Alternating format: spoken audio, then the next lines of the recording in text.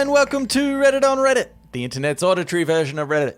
I'm Nelson Allingham, joined by Michael Campbell. Nelson, I'm loving the look. Thank you. You got a little beanie on. Yeah. You got a little cup of tea. Beanie and a cup of tea. It's winter here in Melbourne. Yep. Get ready for a wintry, lovely little podcast. Do you know what sucked today? Probably the most outrageous thing in the world is it was really sunny today. Yeah. But you went outside. It was cold. It was effing freezing. it was like an optical illusion to get you to come outside. Yeah. It's like a mirage almost. Yeah, you know, you're in the desert and you see the water. You want it to be sunny out. Yeah. And you want to go outside. Yeah. But it was still like You take a big sip of sand, Canberra, to finish off that metaphor. thank you.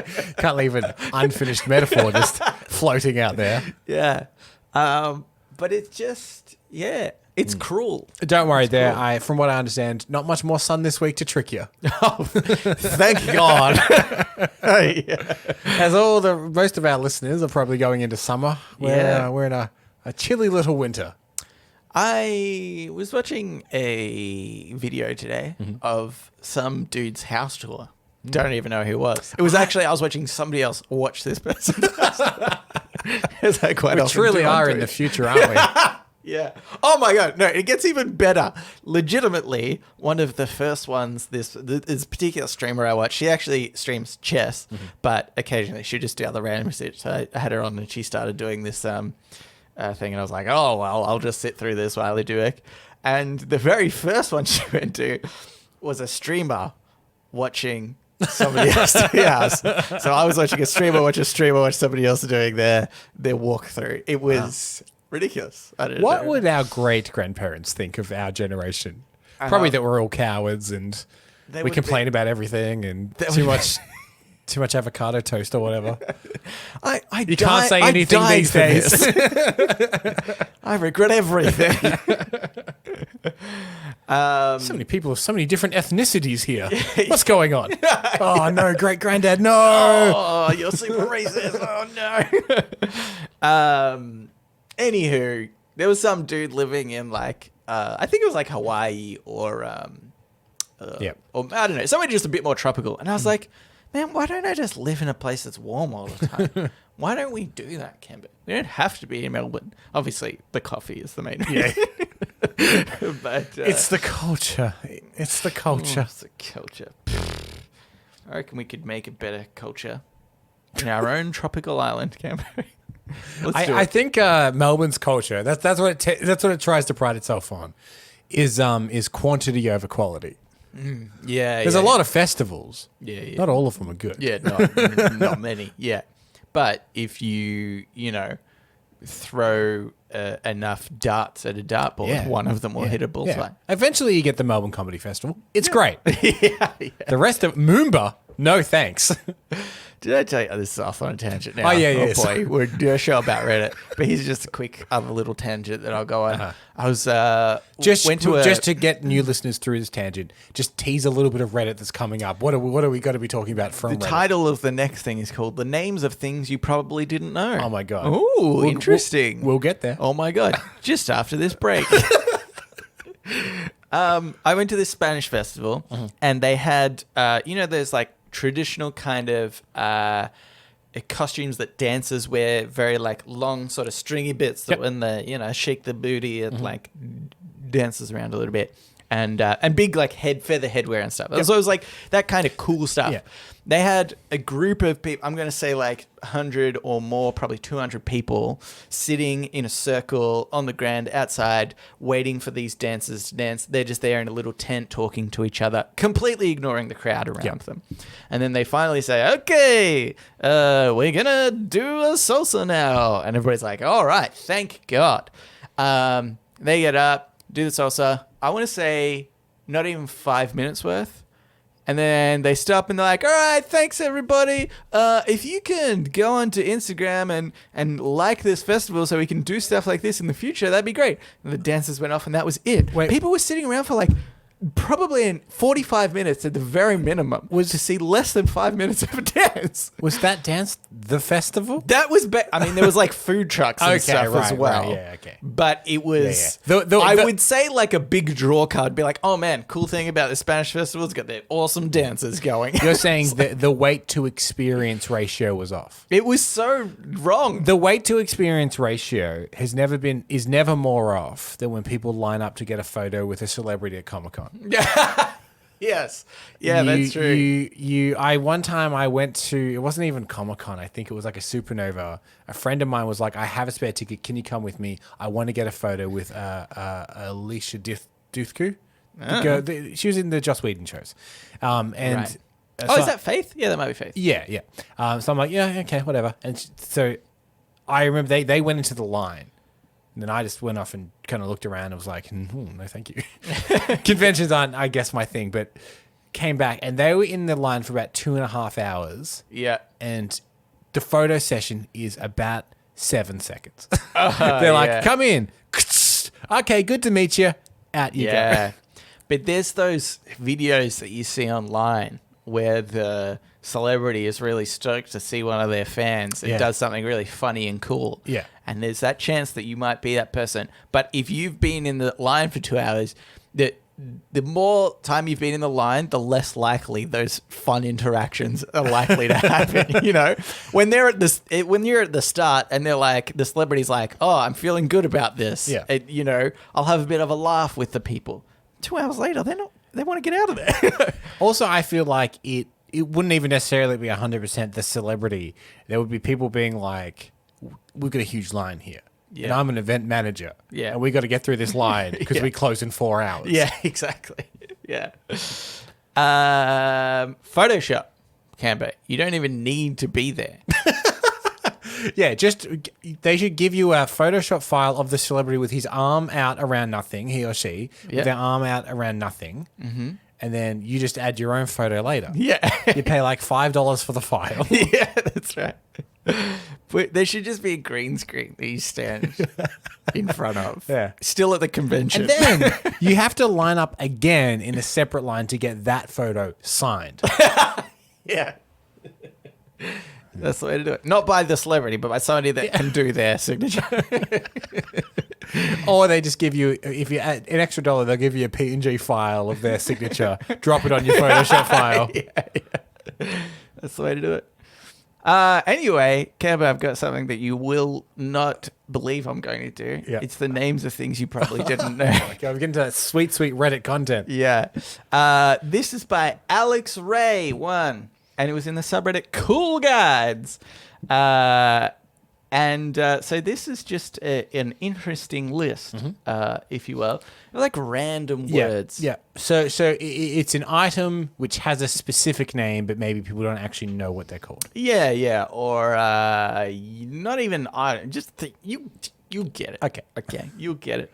But I just thought this was so interesting because there are words for things that you don't think need words for. Yeah. You know? But anyway, here we go. The first one is the space between your eyebrows is called glabella. So between the two eyebrows, so in the middle. Yeah. So I saw for a second I was thinking under the eyebrow between the eye, but no, between the two eyebrows. Between your eyebrows. Yeah, I think so. Unless you've got a monobrow. Unless you've got a monobrow, yeah. Then you are, what's it called? Glabellulous. Yeah, you're glabellulous. I'm going to use that sick burn on somebody that's got a monobrow. Look at this glabellulous. I said it wrong already. Immediately I said it wrong. Yeah, that's fine. They're not going to know. These are words people don't know about. You can say fucking anything. You're glabellulous. Okay, number 2. It would be embarrassing if I said that and someone's like, "Did you try and say glabellulous?" Oh no! You're so educated. Okay, number 2. The way it smells after it's rained is called petrichor. Petrichor. Yeah. Okay. So do you say that, like, how would you use it in a sentence? Is it like it smells of petrichor? Oh yeah. Or is it like, oh, there's petrichor about? You know, like what is the right context to use that word? Bit petrichory. Is it? So is it core or claw? Core. Petrichor. See, it's See, immediately, immediately. I was saying it wrong again. Yeah. No one Again, would know. doesn't matter. Doesn't matter. Yeah, I don't know how you would use that in a sentence. I think it would be like, like say you were writing wonderful prose for a book. Mm-hmm. You would say there was petrichor in the air, like yeah, I guess so. In that specific sense, I understand how to maybe use it. There was a floral scent in the air. There was a petrichor scent in the air. Yeah, what a weird. If I read that book, I'd be like, what a wank, and I'd burn it instantly. Number 3, the plastic or metallic coating at the end of your shoelaces is called an aglet. An aglet? Yes. I feel like that's fair enough. That needs a name. The aglet fell off my shoes the other day. Oh. You went to the shoe store and you said, that thing at the end? Yeah. And he's like, yeah, I can replace that for you. Didn't even need to use the word. Yeah. But I would go, as they were walking away, I go, hey, it's called an aglet. And they'll go, huh? Yeah. I'll get you one. Yeah. I knew what you meant. It's irrelevant. I've realized now why people don't use these words. We very rarely need to use words, don't we? Change the name of this list. Words we don't need. Words that exist, but you just definitely don't ever need in your life. When you use stomach rumbles, that's called a womble. A womble. That sounds very, it sounds like something out of a British children's book. Yeah. I feel like... Oh, his stomach did womble. Yeah. I mean, I feel like maybe I have heard it before.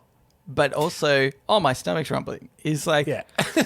just as he... Could you imagine be like, I've got a womble. I don't even know how you'd say that. And then somebody would be like, what? And you'd be like, my stomach's rumbling. And they're like, okay, that I understood. Yeah, it's the difference in how you would react to someone saying it.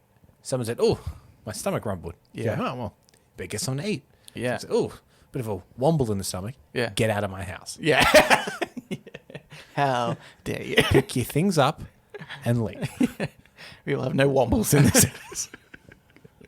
We are a house that says stomach rumble. Yeah.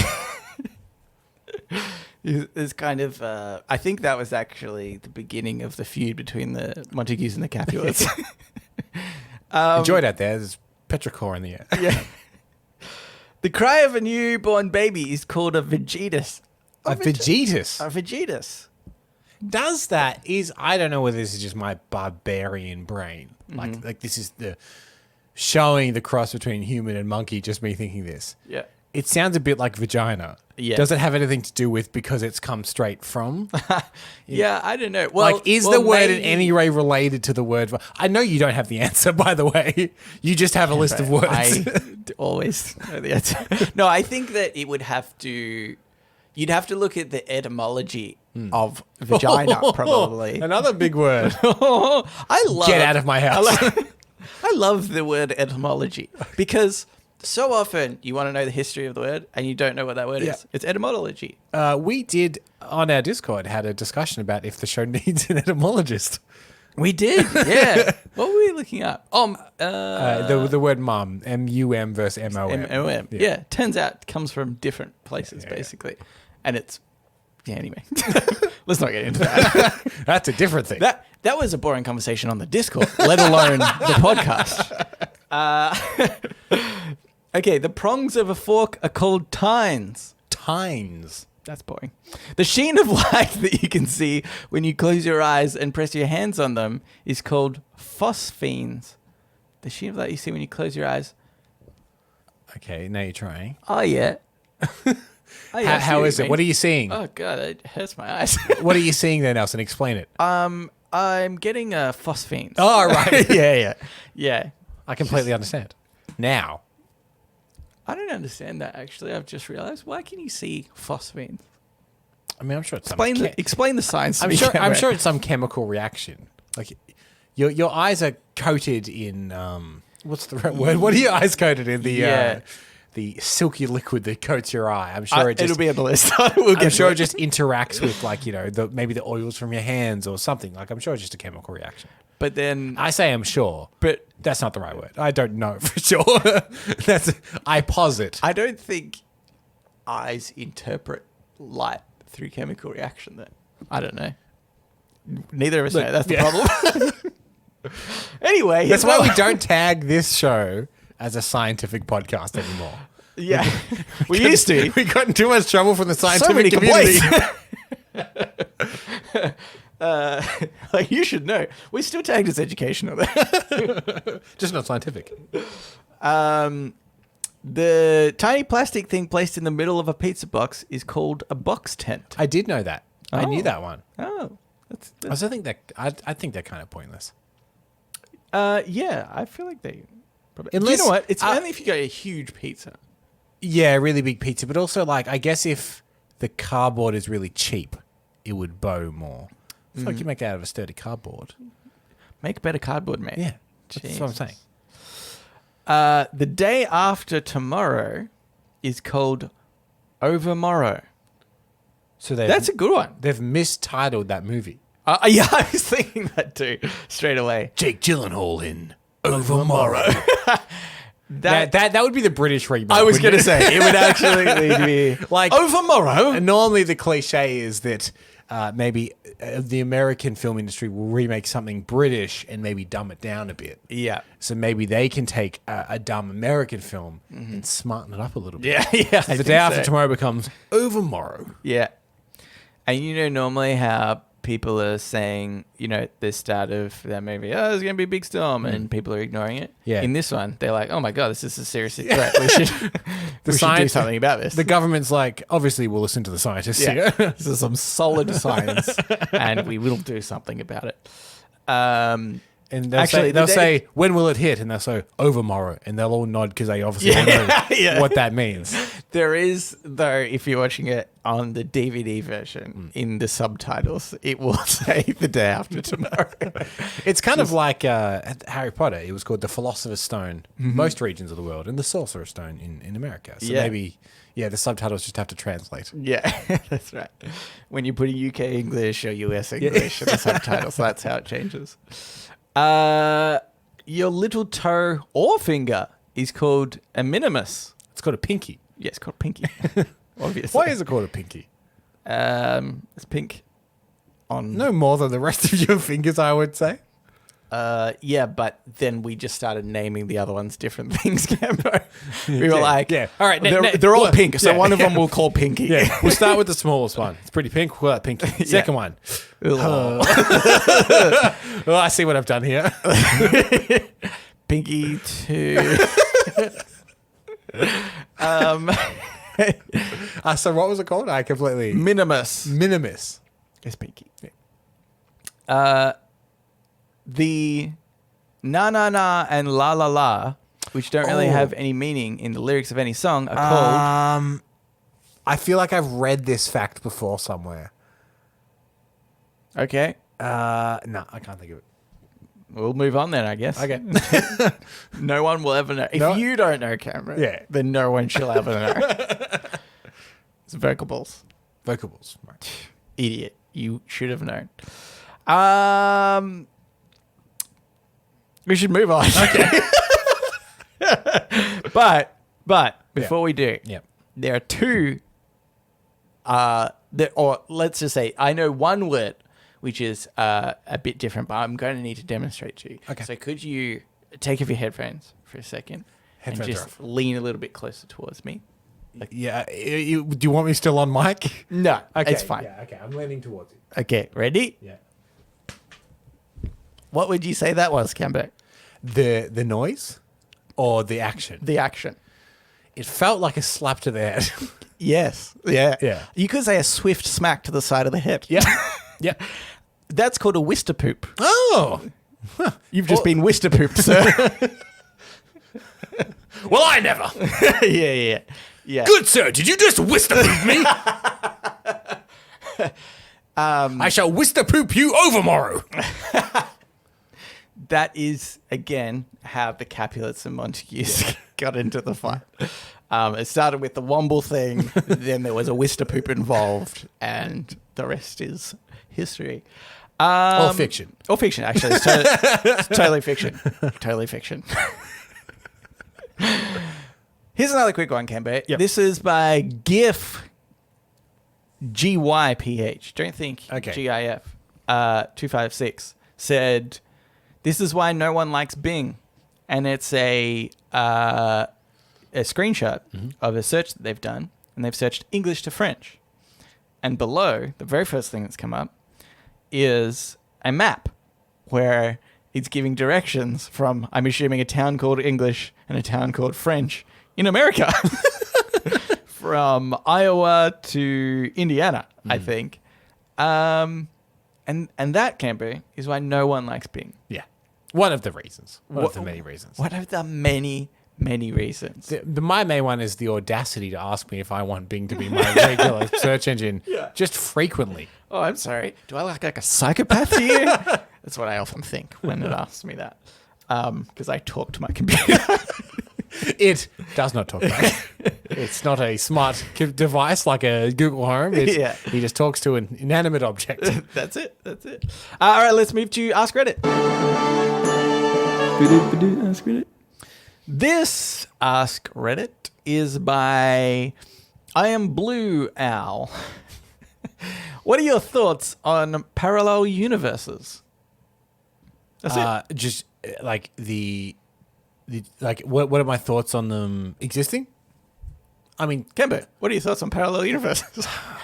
I'm going to have the breadth of this question. It's far and wide. I'm going to have to half remember some science here. Oh, okay. From what I understand, scientifically sound as a theory. Like there isn't huge evidence against it, and there are theoretical evidence for it. Yeah. To do with quantum mechanics, which, if I remember correctly, is you got a wave and you got a particle, two different forms of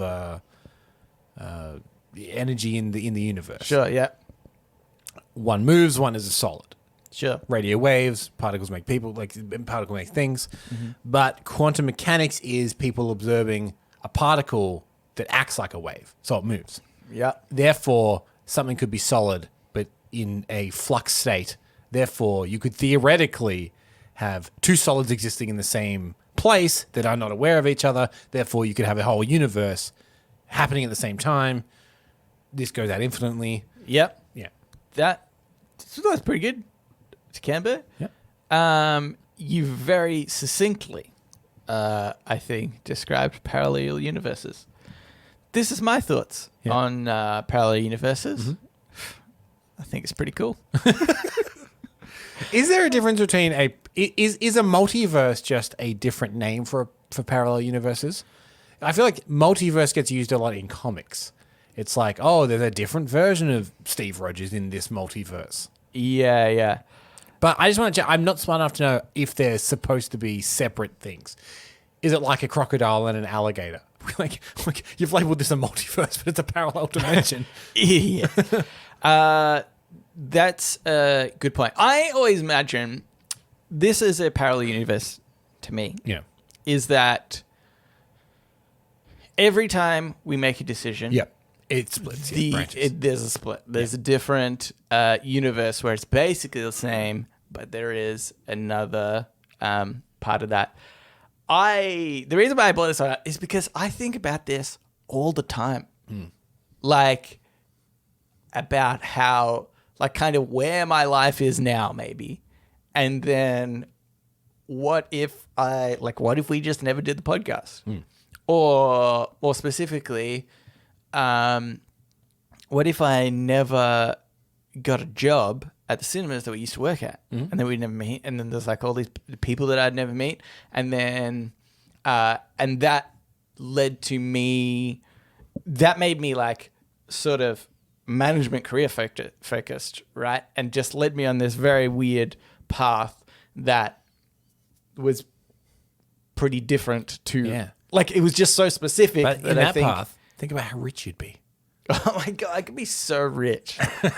And I imagine every parallel universe in which this podcast doesn't exist, I am rich. So rich. Yeah. Could you imagine, though, like there's a multitude of universes out there, theoretically, that we do this podcast. Yeah. And if in all of them, this universe is the most successful. Yeah. All the rest are less successful than we are now. Oh, man, I feel sorry for those other guys.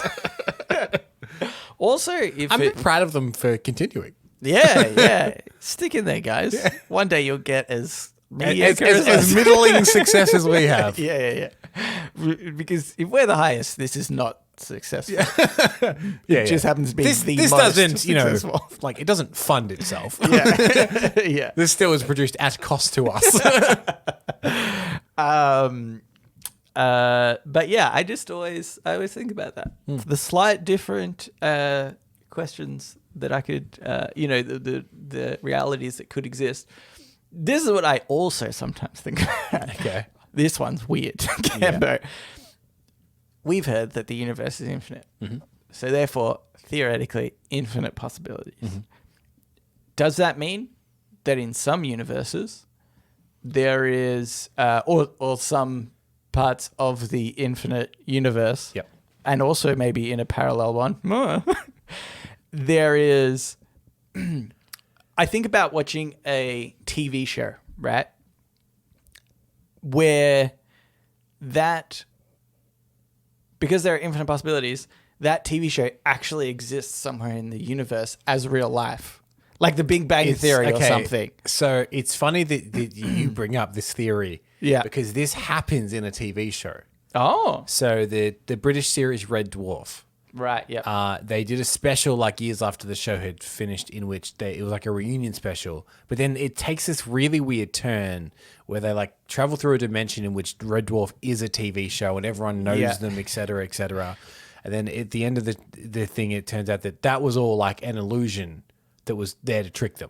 And they are really in space and they are really whatever. And they're like, so what was all that? And he's like, well, the paradox is that now that like theoretically that exists. Mm-hmm. Now there is a universe out there which thinks we are just a TV show. Yeah. It is exactly the theory you're talking about, which is because it was in this show, this whole universe that we live in now exists because they posited it.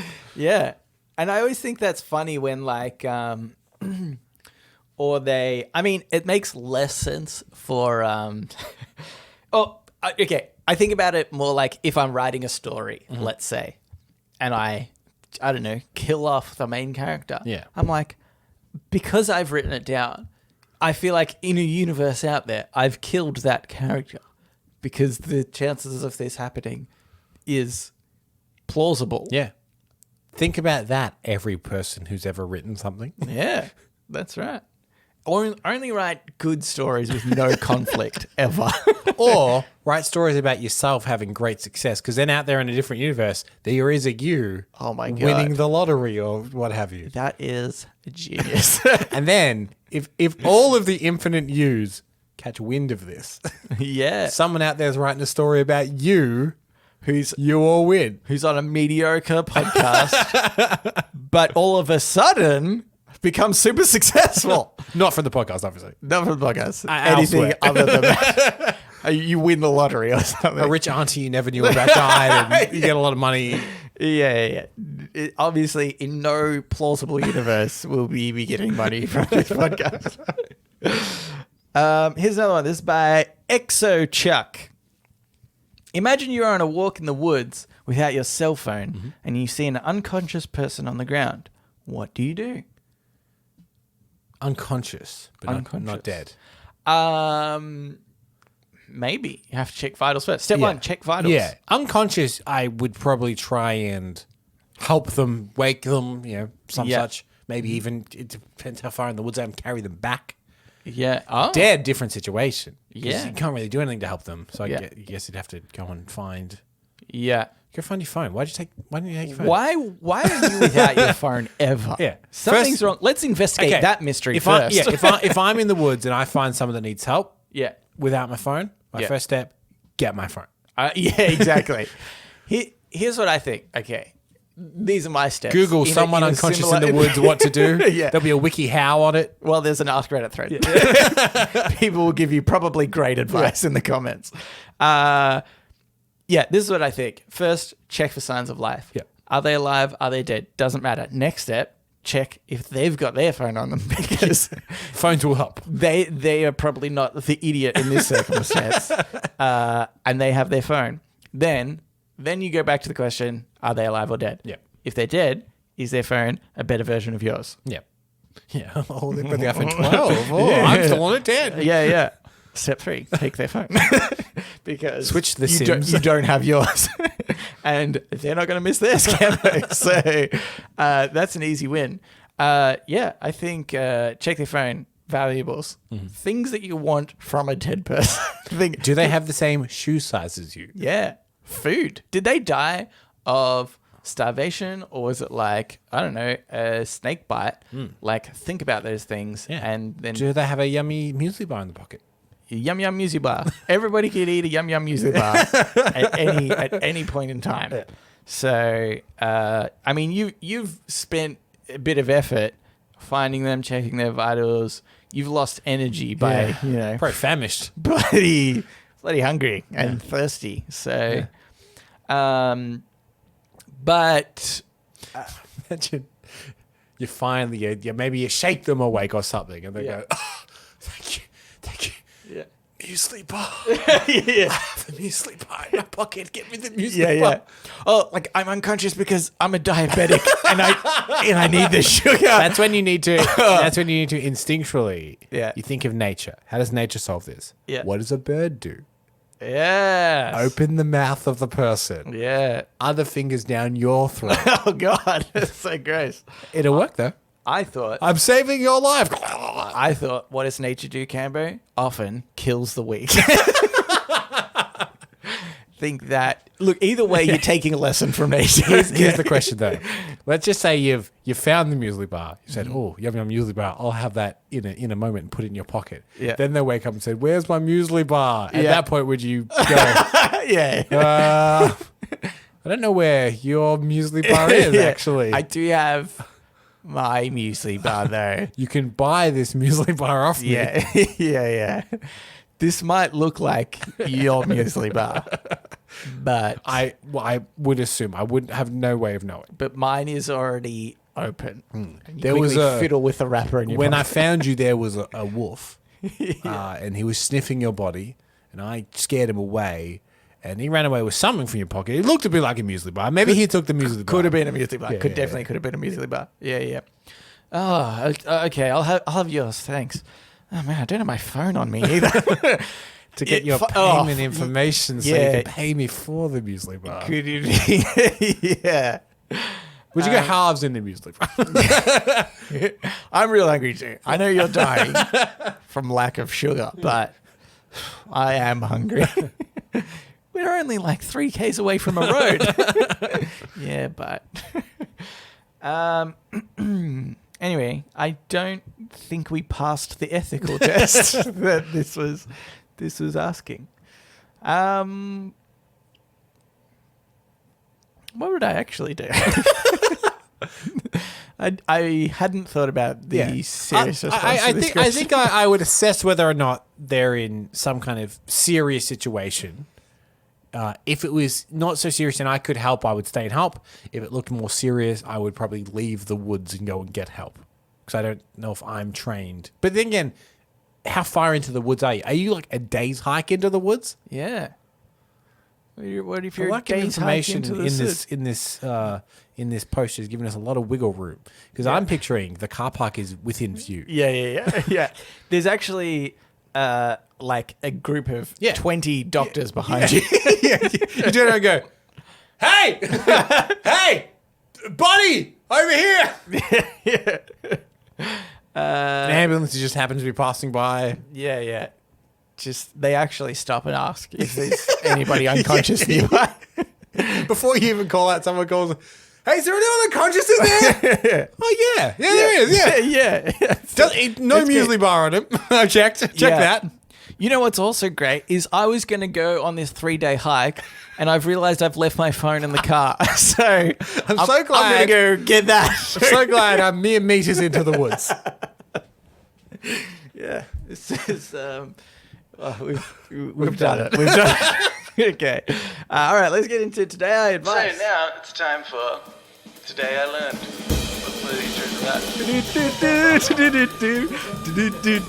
Today I Learned. And also sometimes advice. This Today I Learned was by No Easy.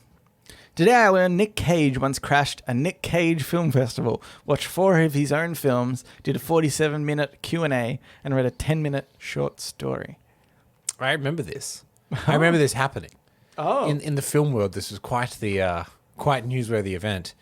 I was at the Alamo Drafthouse, I think, in Texas. It's called Caged. They do it every year. Great name. And every year they try and get him to come along. All right. And then, wait, they try to get him to come along. It says in this post that he crashed the thing. Yeah. I like the idea that they were like, we don't want him to come along because we know he's a bit of a nut job. I take umbrage with how this is phrased. Yeah. Because there's a fully produced video of him doing this. Yeah. Made by the cinema. So clearly they had advance warning that he was coming. Okay, yeah. Otherwise, why was there a film crew there? Or is there a film crew there every year being like, if he comes, Maybe ready this time. Yeah. Yes, and he read The Telltale Heart by Edgar Allan Poe. All right. In its entirety. For any reason? He likes it. Okay. Yeah. I mean, that is a reason. Yeah. Just not quite what I expected. Maybe this was another instance where, because they had that time and they were like, oh, this is great. But then he was a bit crazy, a bit creepy on everybody. And they were like, maybe we won't invite him the next time. And then he crashed the next occasion. Yeah, he wouldn't stop crashing them. Yeah. There's now the Caged event that Nick Cage goes to all the time, but also there's an underground Nick Cage movie festival. It's called Caged. Yeah. It's called Uncaged. But I hope I remember this right. I think one of the 4 films he watched was one of the National Treasure films as well. Which, I don't know, something about that makes me happy. Okay, yeah. Because it's definitely his most family friend. I think that's not necessarily the kind of movie Nicolas Cage is actually interested in making. Yeah. I reckon he likes those weird films that he makes all the time. Yeah, But part of it is just like, oh yeah, what a banger. Absolutely, I'll watch National Treasure. And I'm great at it, he says. Yeah, exactly. Is he the kind of guy that would laugh at his own films? Ooh. Like if he says a joke on screen, he would go, great. I think also Tom Cruise is, for sure. But for sure. But I think also someone who might get offended if people are laughing is something that's meant to be serious. But as we know, Nick Cage, his acting ability wanes, right? Yeah. So I feel like there are definitely laughable moments that aren't meant to be laughable moments. I could imagine him maybe getting a bit peeved at those moments. I think what happens with Nicolas Cage is think of his acting like a pendulum from one side to the other of quite a subtle reserve performance to crazy, crazy Nicolas Cage performance.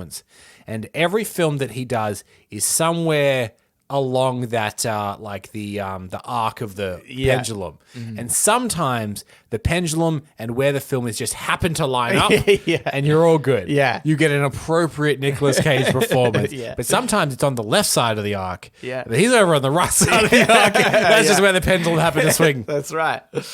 But I think it would be so funny. Do you reckon there is are there other film festivals out there that are based on actors alone? Yeah, we have one here in Melbourne, the Lido Cinema, who does it fairly often. They just did a Nicole Kidman retrospective film festival that they were doing. Right. But is that a regular thing? Oh yeah, regular thing. I sort of get it as a once-off thing. I feel like that makes sense. A thing. I'm pretty certain it's Jonah Hill, where every year there was a Jonah Hill Day party. And they would always invite Jonah Hill to come to it. Okay. And apparently he kept refusing. And then one time he just happened to be in the part of the world that it was. And he just crashed the Jonah Hill Day party. That's awesome. Yeah. I think it was Jonah Hill. I hope I haven't got that wrong. Should we do this, Cambe, with a celebrity that is far more accessible to us? You're trying to just get Sarah Michelle Gellar, aren't you? I was going to go for the Sarah Michelle Gellar, but I feel like the chances of that are far less likely. She doesn't even like to go to the conventions where she probably gets paid tons of money. So who's a celebrity you think is gettable? Do we gettable, have to... but really, up there. Like, for example, we could go Hugh Jackman. So you're thinking an Australian celebrity to maximize the chance that they don't have to fly internationally to come. One of the Hemsworths. Yep. you know. Yeah. We could aim The lesser originally the Hemsworth, yeah. the higher the chance. The higher the Yeah, chance. We could, do you know, this is how you do it, reverse psychology. You say, we start a party. Yeah. The Luke Hemsworth party that Chris Hemsworth isn't invited to. Chris Hemsworth, he's going to be so annoyed that he's not invited, Cameron. Yeah. He's going to crash it. Do you think, like, if we set up, let's say, Federation Square in Melbourne, Yeah. we start an international Chris Hemsworth won't be at Federation Square on this day event, because eventually he'll be like, what's the deal? I can't, you know what? No one tells Chris Hemsworth what to do. Yeah. You could do that with somebody like, I think, as you mentioned before, Tom Cruise. I feel like he's the type of guy that absolutely would double down on something like that. I reckon if you put an event and he said, if Tom Cruise shows up, everyone here will convert to Scientology. Yeah. I reckon he'd do it. Yeah, he'd probably do it. Yeah. He'd probably do it. Do you know what? What if we could, let's start a new podcast that is, let's stick with the Chris Hemsworth. We say the podcast in which Chris Hemsworth is never a guest. And do we have other guests on? Yeah. Equally as famous. I think we To try. be like, have you seen Chris around? Yeah. He's not around, is he? We don't want him on this podcast. Yeah. I think what we do is it's quite a serious interview style podcast of huge celebrities, but every episode we just mention how, hey, don't tell Chris about this. Do we ask other celebrities in a very serious interview about Chris Hemsworth's career? How do you think Chris felt when he landed the role of Thor? Yeah. Well, it would be great to get people that were kind of around him at the time, right? Like it's just always, it's about people that he starred with and things like that. This is a great idea. This is going to happen. This is the podcast equivalent of negging. We want to talk about Chris, not to Chris. That'll be the tagline. Yeah, it's great. Yeah. I'd listen. Also, we could talk to Luke Hemsworth. Yeah. The more adorable Hemsworth, if I'm being honest. Liam Hemsworth. We'll get them all. Yeah. Talk to his dad. Why not? Just so long as it's not Chris. All right, Camber. Let's move on to shower thoughts. Shower thoughts, shower thoughts, shower thoughts, shower thoughts. I'm actually just going to quickly mention that last Today I Learned, it was by Nell Weezy, but it was cross-posted to us by Avant Cardigan. I realized. But this shower thought is by Turn That Down, I Can't See. People put a lot of trust in ceiling fans. You know what? This is a slight irrational fear of mine. Oh. Here's the thing. Like, I'm not, it's not irrational fear enough that I won't like sleep under a ceiling fan or something like that. Yeah. But I do think about it every time. Yeah. Every time one turns on, every single time, I'm like, I could fall. And we've got one in our bedroom above our bed. Oh, right. And it just slightly wobbles. Oh, Just slightly. that is the weirdest. Like the reason why this seems so much more plausible is that for some reason every single ceiling fan wobbles. There is a degree of wobble to every ceiling fan, but every ceiling fan wobbles, and that just makes it so much more terrifying. I remember in primary school we'd sit in the hall, where like the whole. Just the whole school will be, but I had a hole in my head. Right. The whole school will be, or maybe not the whole, that's maybe too many kids, but a decent amount of kids in this one hall. And there was always these ceiling fans above, probably like 6 ceiling fans. And it'd be really hot one day and they're all going nuts. And you can hear them as well, Cameron. You can hear them wobble. I was like, this is going to turn into the worst disaster story. I think our generation just grew up with the Final Destination movies. So you're trained now to see inanimate objects that could definitely kill you if a series of events were to happen. Yeah, that's right. Because like if you're watching a Final Destination and someone walks into a room with a ceiling fan, you're like, oh no. Oh, this is it. This is how it happens. Even though, like, realistically, even if a ceiling fan's going like fucking off chop, and it fell, just bonk you on the head. Maybe a mild cut. Yeah. It might, penetrate the skin a little bit or something. But you're not dead. You're not going to cut your head off unless it's some kind of sharpened metal blade. I could imagine a Saw film where you walk into the room and he has sharpened all the blades. And in fact, you're probably more likely to die from a ceiling fan catching on fire and setting the building on fire than you are at falling down and chopping off your head. But I still think about it every time. Yeah, it's dangerous. Is there anything else you have an irrational fear of in that same sense? I have a slight irrational fear of very like small bridge, like a train bridge or something that you go under. If it's like a big hulking one, I'm more fine with it. Yeah. But if it's a very thin one, like a single track, a train track kind of thing. Yeah. And you drive under it as a train's going over it. Yeah. I just have a very irrational fear in my head. Again, it won't stop me doing it, but every time I'm like, that could collapse. That could collapse. Kill me instantly. Yeah. That one would kill you. Yeah. That one's more than a bonk on the head. Yeah, that one is certain death. I would say in the same vein, you've got me thinking about trains, but just getting stuck in the middle of a level crossing. Yeah. Actually, level crossings are a good one. Another thing, I just think about it every time, being like, what if the lights are broken? Oh, yeah. What if I go to cross this, the lights happen to be broken, I get smacked by a train? How would we know? I'm sorry now to put that in everyone's head. Oh, my God. I've never realized how reliant I am on the technology. But I also remember this one story I heard of in Australia where there was, people sort of crossing a level crossing a train track, and the traffic got backed up, and somebody was in the middle of the tracks, and there was a older lady in front of this one guy, and she could move to the side, right, and let him in. And the lights are going ding ding ding, and he's like, oh shit, and I think other people actually got out of their cars and were like, lady, you need to move forward. And she's like, well, he shouldn't have been there. He shouldn't have crossed over. And legitimately, the guy had to get out of his car, and then the train hit it. I'm not sure.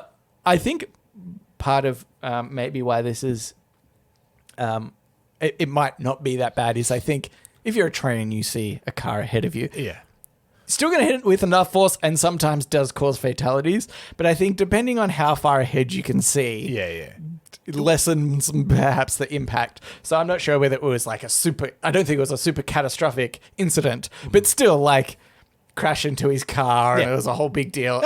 And then I think I heard after the commotion, by the way, I have no idea where I heard this story, but I'm pretty sure it happened. But like after that happened, the traffic had cleared up or something, and she had like driven away, this lady who stopped her. But I was like, it could be an instance of that. Sometimes you get stuck across an intersection sometimes, you know, and it just happens. You could get stuck across a level crossing and some effing idiot won't get out of the way. And then your door will be stuck out, but you can't get out of the car. You know that cliche that people say, like, oh, in Australia, everything's trying to kill you. It's true. Even our old ladies. Even our old ladies. They're trying to kill you. Mainly our old ladies. That's why we're trying to kill them. Because everything's trying to kill you. But yeah, I'd say also another rational fear is like the when you go up an escalator and getting sucked in. I know that's really super unlikely, but it's just the thought of it. Yeah. Like, you absolutely wouldn't get sucked in. I feel like everybody knows that. Yeah. But it's just the idea that, but if it did happen, it would suck. I don't have that escalator fear so much, but there was an instance where I found out I was doing something that could have killed me so many times. Oh, yeah? Which was when we worked at the cinema, occasionally the escalators would break. Yeah. And I'd always been told, if that happens, you pull this latch up and you reset this little fuse thing and you can start it back up. Oh, yeah. I've done that plenty of times. Me too. Yeah. And one time, we had the electrician out. Yeah. And I said, oh, the escalators are broken. And I did it. He's like, what are you doing? I'm like, oh, we just switched this back on. And he's like, never do what you just did. He's like, if that blows in any way, you're immediately dead. Wow, that's He's so like, funny. he's like, I might do it if I could turn that power source off first somewhere. Wow. But you've got a live power source that you're just switching back and forth. He's like, never do that. It's so dangerous. And I'm like, we could have died so many times. I would say that has happened probably up to 1,000 times in the period of time that I worked in that cinema. Like it broke down frequently. That was often the way that we fixed it. And you know what? Worked every time, Cam. Worth the risk, I say. We did lose 3 of those people. But, they knew they were dying for someone's mild convenience. Yeah. In Australia, everything's trying to kill you. Here's another one. This is by Finger Bob. Rather than being vegan, a better way to reduce your carbon footprint is cannibalism. Can't fault that logic. Yeah. I mean, it depends if you're vegan for reasons of reducing your carbon footprint or ethical reasons of like, oh, no one should die for my food. Yes. It solves one of the problem, exacerbates the other. Not if you only eat Murderous, yeah. exclusively meat eaters. Yeah, okay. You're reducing You're their meat consumption. You're like the Dexter Yes. of vegans. Yeah. Yeah, he only kills killers. Yeah. You only eat meat eaters. Eat meat eaters. Yeah. That's it. Oh, that's good. Let's make a Netflix series out of this. Okay. It's called Vegan Dexter. Do you have the intellectual copyright for Dexter? Yes. We Don't check that. Dexter's such a generic name. Yeah. You couldn't get away with it. Wasn't there a cartoon called Dexter's Laboratory? Laboratory? Yeah. It could be that Dexter. Nobody knows. Yeah. But we're very stubborn that he must be called Dexter. Yeah. And also we get the same actor to play the role. Yeah, he's like, what's his character in the other one? Dexter Morgan? All right, he's Dexter Blorgan. Yeah. We hardly try. He has to wear that green top that he wears all the time. Yeah. Still puts the plastic everywhere. It's actually a shot-for-shot remake of the TV show Dexter, but instead of any time where he would say murderer, he says meat eater. Yeah. Perfect. You meat eated that family of 4. What? Yeah. It doesn't always work. We'll be the first to admit it doesn't always work. That's that pitch. We're just ironing out our pitch to Netflix right now. They'll be the first to point out. And when you're doing a pitch, sometimes you need to point out that it doesn't always work. We hope they appreciate the honesty. I would appreciate the honesty. I think if I was being pitched something. Yeah, and that's why I was like, in my head, I'm I'm like, I can see all these holes. And then they point out the holes. I'm like, oh, yeah. Well done. Hang a lantern on it's called. Yeah. I've got a defense already. If they say, so if it's a shot-for-shot remake of the TV show Dexter, how is this not infringing copyright? And we go, I don't know, satire or something? Yeah, that's right. It's all in Lego, Cambo. I've done it. Netflix, that's where you figure it out. Yeah. We give you the show, you figure out the copyright or whatever. Do we have to come up with everything? Oh my God, this is so annoying. What do you reckon human tastes like? Here's my question. Mm-hmm. It's just a simple one. Mm-hmm. Tasty or not tasty? I think it would taste weird because it's a new sensation. You know what I mean? Like, I'm sure at first bite you'd be like, oh, but I like anything. You probably just get used to it. I'm just going to say tasty. Yeah. Whack a bit of salt on it. Whack a bit of salt on anything. People wouldn't be doing it if it didn't taste good. Exactly. There's all those people. It can be. You've got your finger hovering over the podnapping theme. Yeah. We're approaching 55 minutes. And I control what segment we go to. Okay. And I say, we go into podnapping. Or how's that control working out? Do we say No, this is podnapping, where we nap a pod, we take a topic of conversation. Oh my God, I just want you to remember I have control. Now everybody just thinks you're an idiot, Cambo. Okay. Hold on, I need to get to my emails. Oh yeah, this is podnapping, where we nap a pod, we take a topic of conversation or a segment from another podcast. And we do it ourselves. Yeah. Can I just, I want to let everyone know you've continued your trend Yeah. of what I'm going to assume is low effort podnapping. We had Dead or Alive, then we had This or That. Yeah. Now this one is called... How many? Can I just say, actually, I think this one and Dead or Alive were suggestions from Cousin Rowan. Oh, right. Dead or Alive was actually quite fun. I did enjoy Dead or Alive. And yeah, and he came up with the names. Right. And I didn't want to be disrespectful. Also, this is totally irrelevant, but I got a message from my tennis coach today. He said, hey, this person, and Nelson, can you make tennis tomorrow? Mm-hmm. Wrong Nelson. I know that there's another Nelson in the club. I'd messaged him back, said, hey, sorry, wrong Nelson. I've just received the exact same message from him. I'm glad you shared. Some old people, am I right? Can be. Not even that old, actually.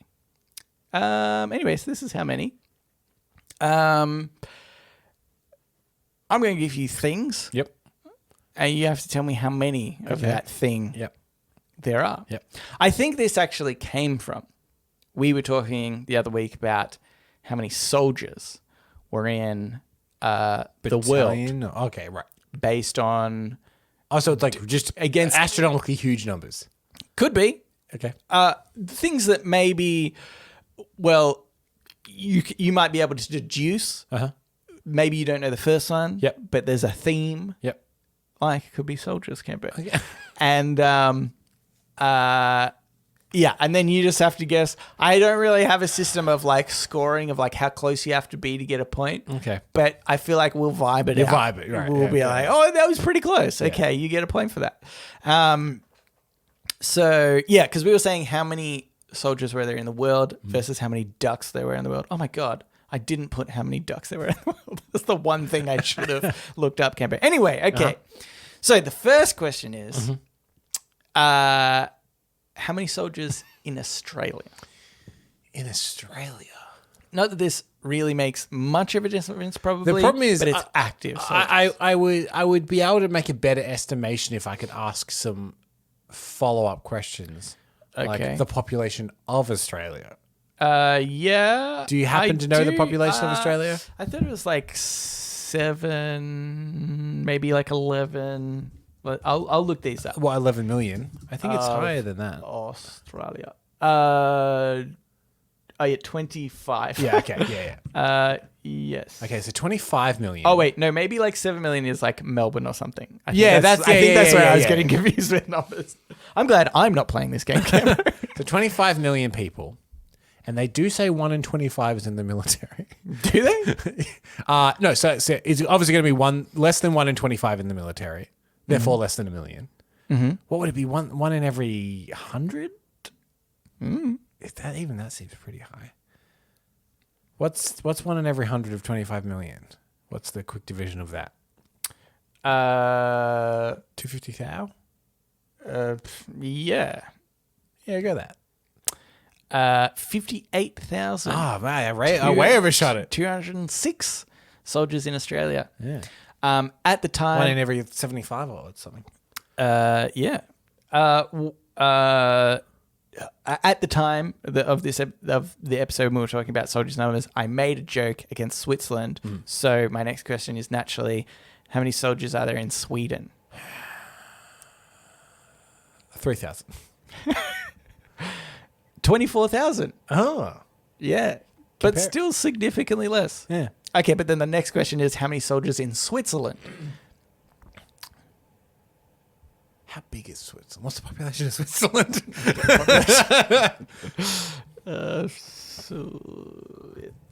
Switzerland. 8.54 million. Whoa, that's way less. And we had, 54,000? Was that Australia? 25. 25,000 in the military in Australia. Oh, sorry. In the military, yeah, we had 58. 58. Okay, so and we had a population of 25 million. 25 million. So I'm going to say 20,000. Switzerland, may I remind you, neutral in both world wars. But that doesn't mean they don't have an army. 120,496. What are they up to? What are they up to? What have they been plotting for so long? We've got a correspondent for this. That's an insane amount of I need to soldiers call on our official correspondent for a neutral country. for Switzerland. We don't even have to publicly broadcast it. Mm-hmm. Tell us. What are you up to? What are they up to? What are you up to? What are you guys up to? So then, Camber, we finally come to soldiers in the world. Mm-hmm. You've had arguably the lower end of countries, probably. Yep. Roughly 8 billion in the world. People? Yep. Yeah, right. So, again, you go one in every 8 is a billion, so it's going to be less than that. So it's going to be 400 million. 400 million. Okay. I don't know. So that's funny because China and Russia really throw me. When we were talking about it, right? Yeah. I estimated like 2 million people. And then when I saw soldiers in Australia, 58,000, I was like, I reckon I'm getting, that's close to me. Multiply 58,000 by all the countries plus a few extra. We're 20 million, basically. Yeah. What did I say, 400 million? Yeah. That's a lot. Yeah, it's way too many. Can I revise that? Okay. I want to say 40 million instead. 30 million. 277,000. Yeah, I think I did my division wrong when I said 400 million. Yeah. That was a pretty insane amount. Yeah, but that just blows my mind. Like, I think China has something like 2.1 million soldiers just in that one country. That's insane to me. Like, yeah. But I'm less suspicious of them than I am of a neutral country with 150,000 soldiers. Yeah. I'm just as suspicious. At least you know where you're going with China. Okay, Cambo. How many people in the world? Which you touched on. Exactly. Exactly. Around 8 billion. Is it just under 8 billion or just over 8 billion? I'm going to say just over 8 billion. Oh, I was, no. 7.6 billion. 7.6 billion. People. I was going to say, I'll give you a 50-50 if you choose over or under. No. And you went over anyway. 7.6 billion people. Okay. So that's how many people in the world currently, 7.6 billion. Mm-hmm. But how many people were in the world in 1960? I know it is an exponential growth. 5. Maybe even less. 5 billion. Would you like to go over or under? I'll say. Under. Yes, under 3 billion people. Yeah, I know that. Like when you look at the chart of population growth, it just like it goes it's rocketing real fast. Which just seems so terrifying. Yeah. Of how fast we're. Because isn't the sustainability Earth like 11 billion? I think theoretically. I think there was also. I remember. He's the Microsoft guy. Bill Gates. Bill Gates, yes. He, I think it was like a TED Talk or something. He actually explained that if you increase the health, look after the health of a population, that their birth rates decline, which is really interesting. Yeah. And he had lots of data to back this up, and I'm only vaguely recalling this, but let's say that was all accurate.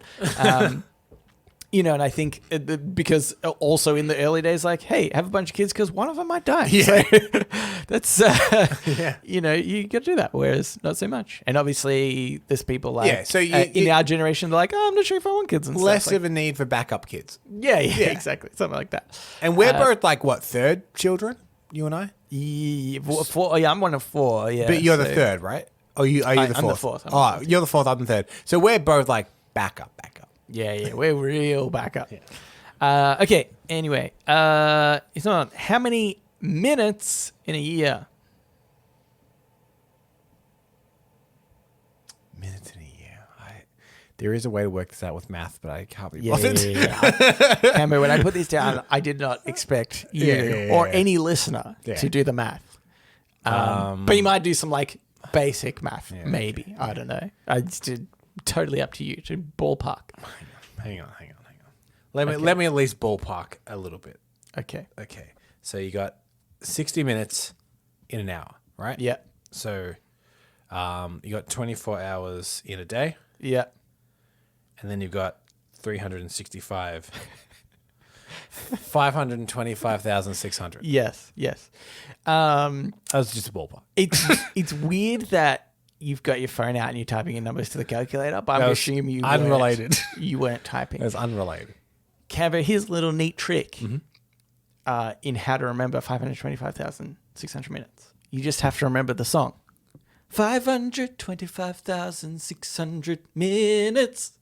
How do you measure a year? In daylight, in sunset, in midnights, in cups of coffee, in inches, in miles, in laughter, in strife. 525,600 minutes. So obviously, just remember that song. Remember that song every time. Also, measuring a year in inches, stupid. Yeah. In fact, just as an FYI, measure it in the centimeters. only logical one in that is by minutes. Yeah. Cups of coffee, very variable. Yeah. Very variable. It's a dumb song aside from it gets you to remember how many minutes in a year. I would say just remember the first hook. Yeah. Ignore the rest of the song. Hum the melody if you like. Lovely melody. Great melody. Yeah, it's great. How many stars in the Hollywood Walk of Fame? Ooh. I mean, they just added 3 more this week. Oh, okay. So whatever you would have thought last week, add 3. Yeah. This actually is the figure I found. Is a rough as well. Yeah, so. I reckon it's probably way more than you think. Because there's the Hollywood Walk of Fame, the strip out the front of the Chinese theater. But then walking around LA, you just see random ones. Yeah, right. Yeah, like blocks away. Lesser. And I wonder whether this is on the Walk of Fame being that one strip or whether it's in that vicinity. Right. I think I specifically wrote Hollywood Walk of Fame, if that helps. How many stars in the Hollywood Walk of Fame? I'm not sure if that's specifically there. I'm just going to take a stab in the dark. 1,500. 2,500. Okay. I'm going to say that's close Closer than enough. I I'm going to say that's close enough, I think. Because I wouldn't have any idea. Yeah. So I feel like that was a pretty good guess. 2,500. Although we know that's actually quite controversial to get your name on there, right? Like you have to pay for it, you have to campaign for it. Like it's a huge ruse. It's not like a... No one gets it for free. Yeah, and nobody's like, wow, you've contributed so much to Hollywood that you're going to get anyone wants to see just how weird the system is, there's a documentary called Starring Adam West, and it's about the quest to get him a star on the Hollywood Walk of Fame. Yeah. You'd think, he played Batman, of course. Yeah. No. Yeah. It was a whole thing, and they really had to try. They had to pay a lot of money, and it was a whole thing. What percentage of our audience is American?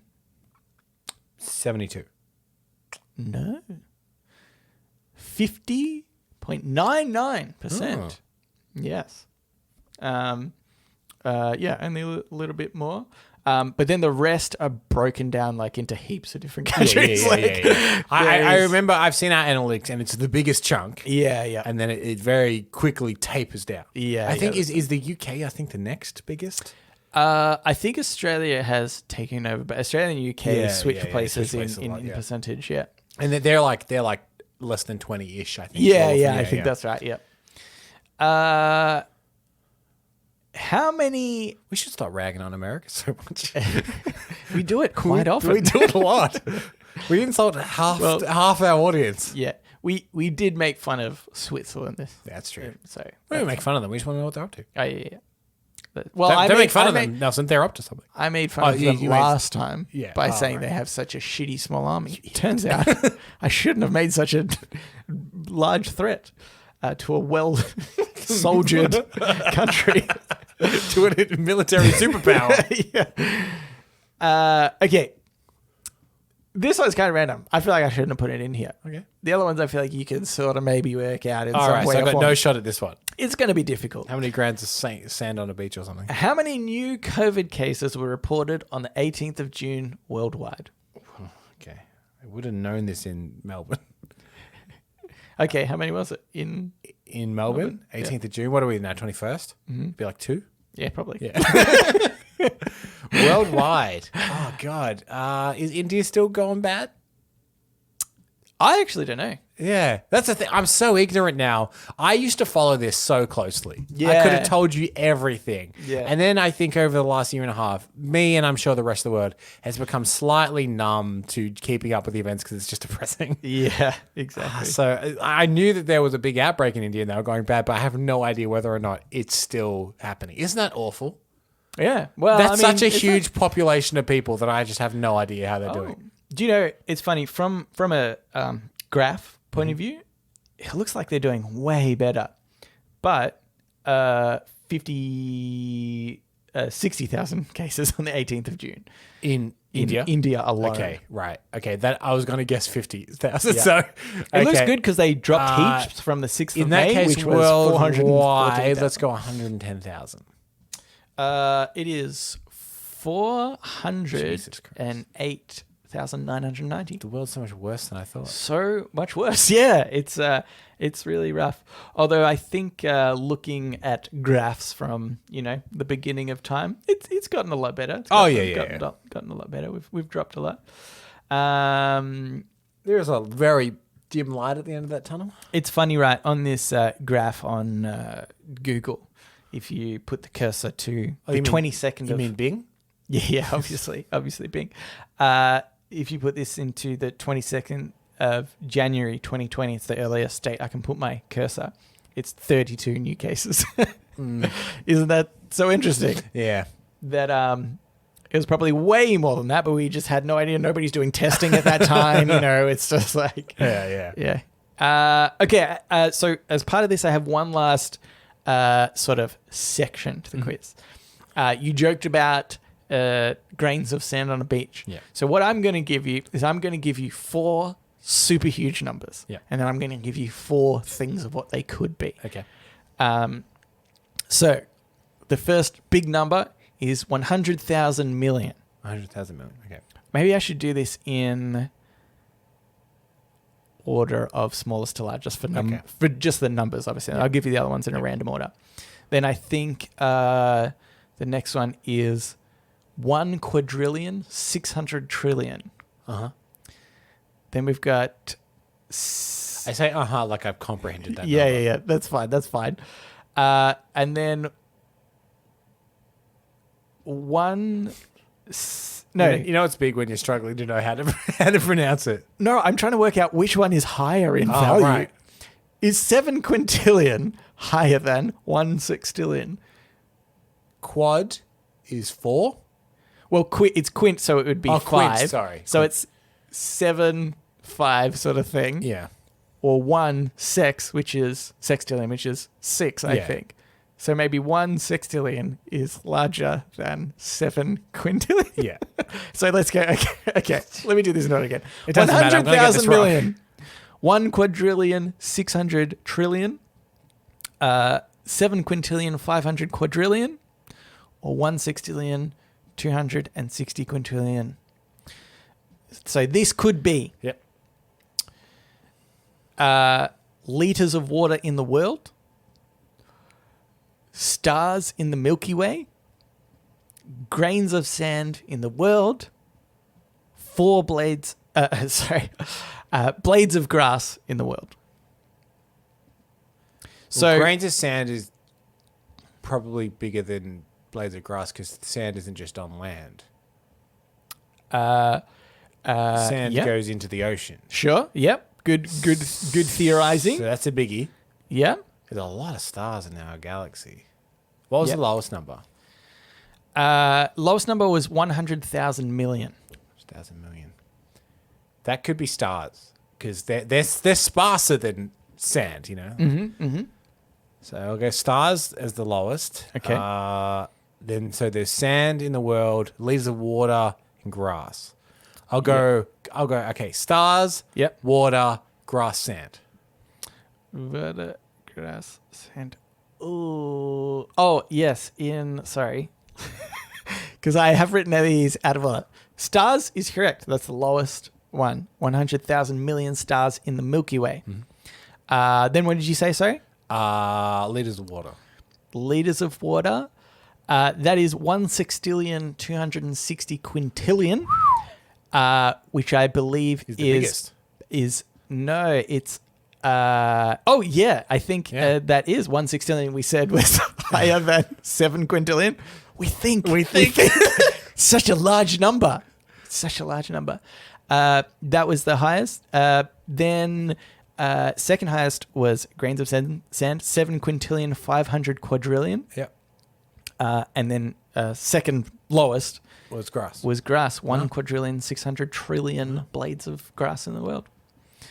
A lot of stuff. Yeah, I think I only got one of them right. Right. You did a great job though, Cambo. I got how many minutes were in that year, just off the top of my head, so that was good. That was pretty good. All right, now we can move on to the Ask Me Anything, where listeners of the show, just like you, listener, can write in and ask us anything you want. Got one here from John. Is it my brother, John? No, because he doesn't listen. Okay. And this person says things that are different to my brother. Good. Hello, Thank gentlemen. you. I'm John. Yeah. Your brother, John. Oh, hang on. I've been listening to you guys for a couple of years, but up until now, I've been too nervous, lazy, to write in. I don't know if you have one already, but I live in Texas, so I'd like to be your Texas correspondent. Sure. Oh, yep. We don't know. One question. Yep. What are you guys up to? What are you guys up to? How big's your army, Texas? Alternatively, I could be your youth correspondent. I'm 16. Hey, teenagers. What are they up to? What are they up to? Although, admittedly, I am not the most up-to-date on pop culture. I've actually been told that I act like a 40-year-old man trapped in a teenager's body. I'm super into D&D, but I've never played because none of my friends are willing to play with me. I'm homeschooled, so my friend pool is limited.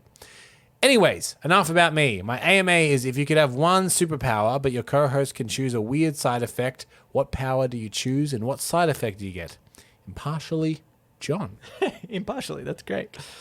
John, I would like to ask you a question. Mm-hmm. And how is homeschooling? Because my theory of homeschooling is obviously children who are homeschooled seem to be a lot more intelligent because they get the attention that probably every kid should get during schooling, but is impossible to in any other form.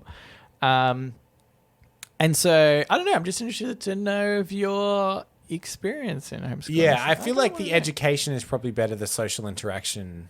Yeah, but then also, like, have your parents tried to counteract that in any way? Yeah. It's a good question. Like, what's that? How does that? Because it's funny. Like, the older I get and the further away from it I get, I think I've become somewhat jaded, and I think now I'm like, school system's flawed. Yeah, it's pretty sucky. Yeah, like I just thinking, I don't think I'm a particularly unique snowflake or anything like that. I'm a stock standard guy. Yeah, I always joke that if you make a character creator in a video game and you select 30-year-old white guy, I'm the default setting. Yeah, but I quite like being creative and arty and whatever. And I remember at my particular school, which was like a pretty conservative Christian school, we had art, like an art class that I signed up to. Yep. First thing I said is, can I make film for my art piece? And they said, that's not film. Yeah. And then the second thing I said is, can I do a comic book for my thing? And they said, comic book art isn't real art. Yeah. And you just think that, like,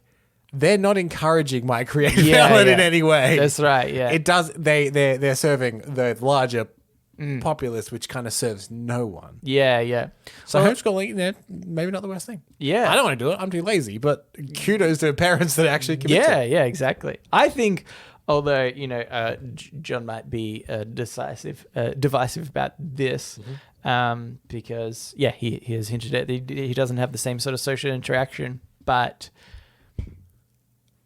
I Yeah, I guess, like, to me, it feels like just what everybody should do. But so that's why I'm so interested to hear from John. See what he thinks is being in that space. Anyway. Well, you pick your superpower because no matter what, I know the side effect. Yes, superpower. What? I already know the side effect I'm going to give you. Oh, because you know my superpower. No. I'm saying. Oh, regardless. You get to pick You get to pick a superpower, but I get to pick the side effect. Oh, okay. Yeah. But no matter what you choose, I'm going to choose the same side effect. Oh, okay. My superpower is no matter what I do, my life goes perfectly. Okay. If you use that even once, your dick and balls fall off. No, but my life goes perfectly, Camber. Except for your dick and balls. That would be an imperfect thing. See, Camber, I gotcha. So what we've got is that we've got an immovable object and an unstoppable force. Yeah. Your dick is just always in a state of flux off and then reattaches. Oh. Do you know what? That would be unperfect. It would detach at the perfect time, like every guy gets a bit itchy. You know, down there. I wouldn't have to worry about that because my dick and balls would fall off. Wouldn't be itchy anymore. Is a perfect life a superpower? Yeah. Okay, I guess like in the sense I have nothing to follow up that with. Yes, it is. Definitely. I'm going to give it to you in the sense that like in the X-Men comics, Domino's... luck person, she's lucky. That's her power. Yeah. So, okay, I'm on par with that. My superpower then... I'm always slightly luckier and more successful and perfect than you. Yeah, you. That's right. Yeah, but because you're so perfect and lucky and everything, nothing is ever challenging for you. Yeah, perfect. And you sort of become depressed I by love it. by everything just being so. I didn't. As part of my perfect thing, I'm always happy. So how can I be depressed? Yeah. Too happy. You're correct. You are always happy, but just too happy. John, can you just let us know, did this get as childlike as you expect it to be immediately? Because I feel like we've had the answers of 2 5-year-olds. Yeah. Being like, well, my superpower is that it's perfect, so you can't ever do anything because then it's not perfect. Oh, yeah, well, I'm more perfect than that. Anyway. My real superpower, by the way, would be to freeze time. Yep. I've discussed this before. And if my dick and balls fall off, so be it. It's a great superpower. I don't need to procreate. It's fine. You also can't really have sex anymore. Well, I mean, you can have other forms of sex, I guess. Yeah. You can't really have penetrative sex anymore. You're willing to sacrifice that to stop time? Yes, because I would... stop time, steal money, get surgery, can be, to get my own dick and balls sewn back on. So it's flawless. So you need to unfreeze a surgeon? No, the freezing time is just to steal money. Oh, I have to pay for the surgery. Yeah. So you freeze time when you're at a bank that's across the road from a dick and ball surgeon. Yeah. Okay, I get you. So easy. Yeah. You've got me. An infallible loop of logic. But yes, thank you for adding in, John. Oh my God, this one's so long. Oh boy. Oh God, let's do this quick. We can save it if you want. Should we? I feel bad. Yeah, maybe we should save it. Yeah, it's pretty long. Yeah. And I feel like I want to read it all. I feel like it's long and I feel like it's substantial as well. Yeah. Something that deserves an in-depth discussion. Okay. Yeah, it does. It's true. Okay, we'll leave it in. We'll leave it there. So thank you, John, for writing into us. Yeah. If you would like to do so, you can reach us at readitpodcast, readitpodcast, gmail.com. You can also reach us at Facebook, Twitter, and our subreddit. Yep. They're all READIT. Are you happy if John is both the Texas and the youth correspondent? Sure. Yeah, do what you want. Our rules around that. We don't care. Very loose. You claim it, you got it. Yeah. If someone else claims it, they got it. They got it. It's just the way the system works. In fact, someone else write in and claim to be the Texas correspondent. We'll take it off John. Yeah. In a heartbeat. Cool. the other thing is, Yeah. if you could rate us and subscribe and all that stuff. readitpodcast@gmail.com, etc. I think you said that. I did that bit. Is that how have we gone so bad at the end? I don't know. Longer episode. Hey, man. We'll read you later.